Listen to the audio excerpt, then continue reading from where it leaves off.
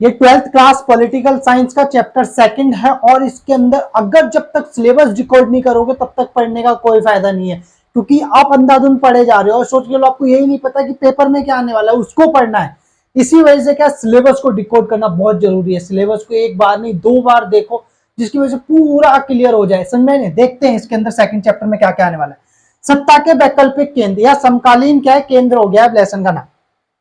तो यूरोपीय संघ ये आपको पॉइंट है, अर्ज में इसी को देख के नहीं भाग लेना है, क्योंकि सीखने की आपको ये जरूरत है और उसके बाद आपको आना ये चाहिए, इसीलिए क्या पूरा अच्छे से ध्यान देना है।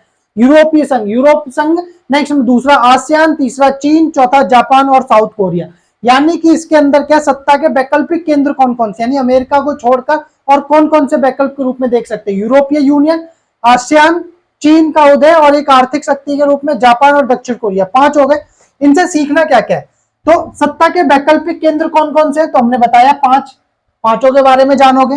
यूरोपीय संघ व आसियान क्या है शक्ति के वैकल्पिक केंद्र। ये किस तरीके से शक्ति के वैकल्पिक केंद्र बनकर उभरे हैं, देखो ये जो है ये क्या है इकोनॉमिक पावर के साथ साथ मिलिट्री पावर भी बनकर उभरा है, जबकि आसियान का एक इकोनॉमिक पावर बनकर उभरा है।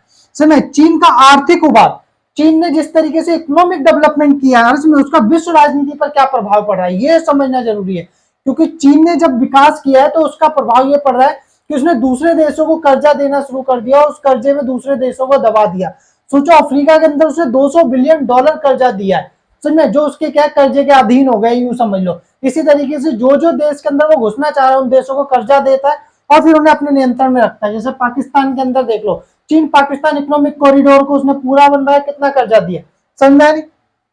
भारत के साथ चीन के रिश्ते कैसे हैं ये आपको समझना है। देखो अभी बेसिकली भारत और चीन के रिश्ते में बीच के रिश्ते बिगड़े हुए हैं। इसका कारण क्या है, इसका कारण भारत की सीमा के साथ क्या है चीन के विवाद। जैसे चीन ने हमारे क्या है गलवान हो गया, तवांग हो गया, सनमैन है, डेप्चांग, चिसूल जितने भी है ये आसियान वो क्या बोलते हैं ये अक्साई चीन, और यहाँ पर आपका क्या है जो अरुणाचल प्रदेश का हिस्सा है उस पर वो अपना दावा करता आ रहा है, इसी वजह से विवाद है।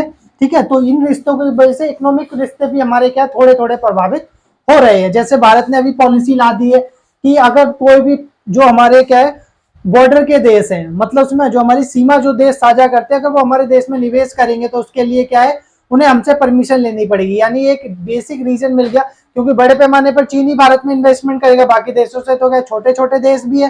पाकिस्तान से हमारे रिश्ते वैसे ही अच्छे नहीं, इकोनॉमिक ट्रेड बंद है जब से हमने क्या है नए आर्टिकल 370 हटाया है। क्लियर हो गया, तो देखते हैं अब आपको लेसन इन पढ़ने के बाद आपको क्या क्या आ जाना चाहिए। यूरोपीय यूनियन और आसियान के बीच में आपको तुलना करना आ जानी चाहिए कि इन दोनों में क्या क्या चीजें सेम है। जैसे इनके 3 पिलर सेम है, इकोनॉमिक हो गया, समझ में नहीं है। नेक्स्ट नंबर पे सोशल और पॉलिटिकल, सोशल और क्या नाम है कल्चरल हो गया। ठीक है, नेक्स्ट नंबर पे क्या है यूरोपीय और आसियान के बीच महत्वपूर्ण तुलना करना और उनका विरोधाभास दर्शाना कि इन दोनों के बीच में क्या तुलना सेम नहीं है।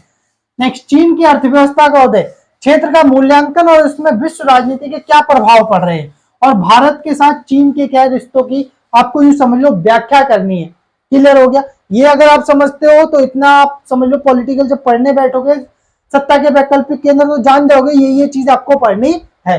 ठीक है, इसी के साथ अगर हमसे पढ़ना है, क्योंकि हम जो पढ़ाने वाले वो यूं समझ लो रट्टा नहीं मारना पड़ेगा, समझ में नहीं है, रट्टा नहीं मारना पड़ेगा, समझिएगा आएगा और ये समझ में आएगा कि वर्ल्ड में इस समय क्या चल रहा है, जिससे पॉलिटिकल साइंस में इंटरेस्ट जागेगा और वही चीज आपको क्या है सक्सेस बनाएगी। क्योंकि रट्टा आपको लंबे समय तक पढ़ाई में मन नहीं लगाए रख सकता, चीजें समझ में आनी चाहिए, समझ में नहीं, इसलिए हमारे चैनल को सब्सक्राइब कर लेना। हम आपको क्या बहुत बेहतर तरीके से 12th क्लास की पॉलिटिकल साइंस कराने